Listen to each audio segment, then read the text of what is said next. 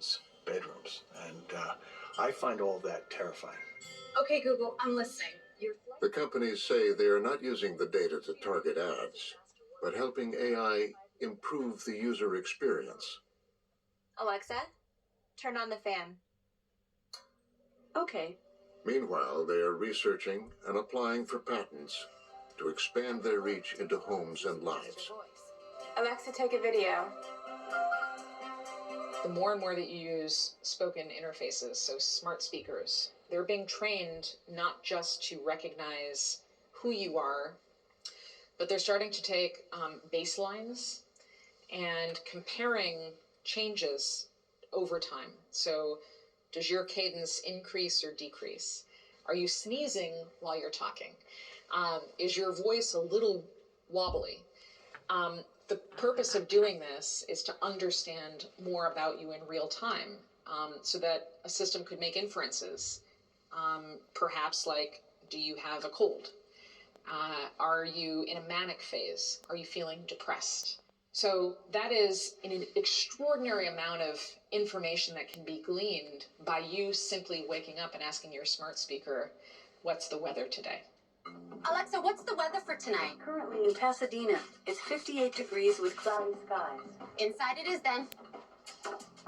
Dinner! The point is that this is the same micro-behavioral targeting that is directed toward individuals based on intimate, detailed understanding of personalities.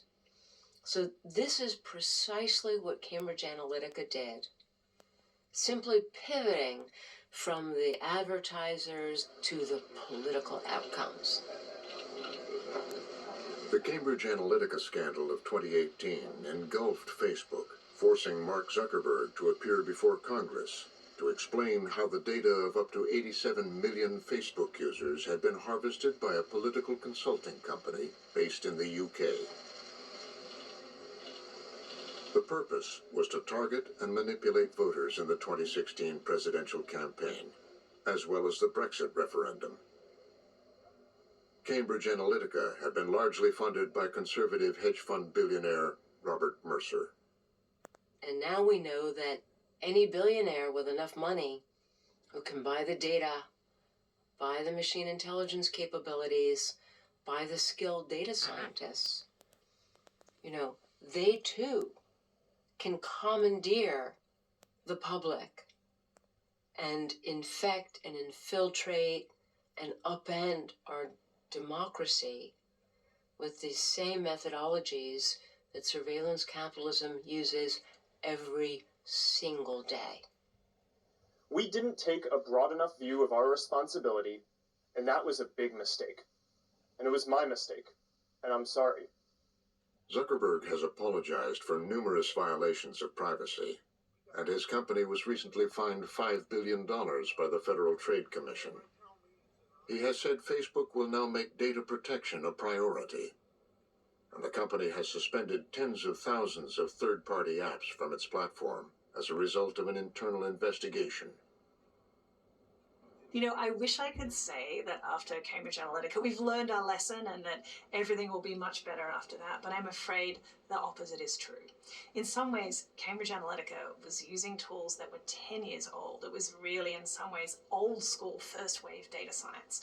What we're looking at now with current tools in machine learning is the ability for manipulation, both in terms of elections and opinions, but more broadly, just how information travels. That is a much bigger problem and certainly much more serious than what we face with Cambridge Analytica.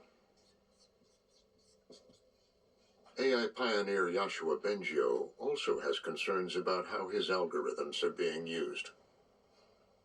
So the AIs are tools, and they will serve the people who control those tools. If those people's interests go against the values of democracy, then democracy is in danger.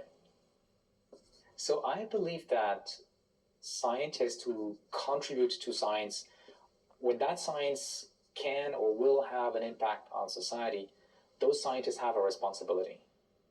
It's a little bit like the physicists of around the Second World War who rose up to tell the governments, wait, nuclear power can be dangerous and nuclear war can be really, really destructive.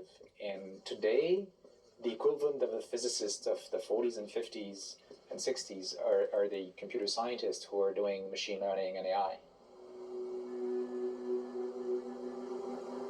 One person who wanted to do something about the dangers was not a computer scientist, but an ordinary citizen. Alistair McTaggart was alarmed. Voting is, for me, the most alarming one. If less than 100,000 votes separated the last two candidates in the last presidential election in 3 states, this is not... He began a solitary campaign. This is not a very difficult problem. They're talking about convincing a relatively tiny fraction of the voters in a handful of states to either come out and vote or stay home.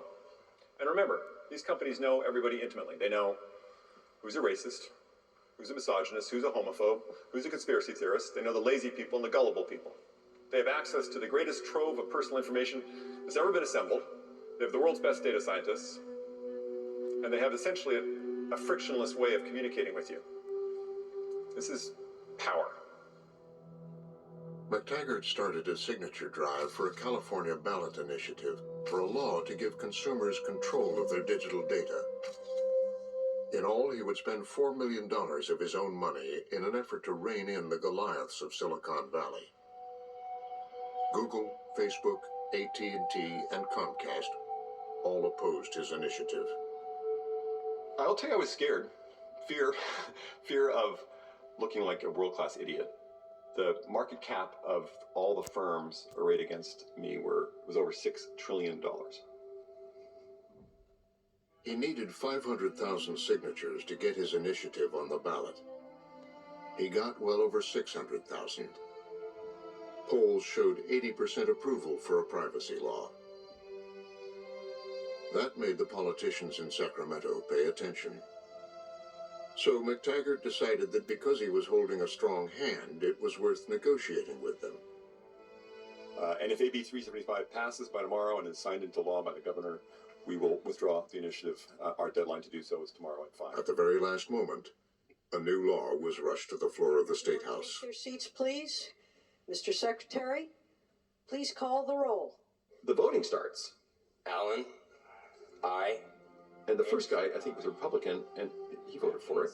And everybody had said the Republicans won't vote for it because it has this private right of action where consumers can sue.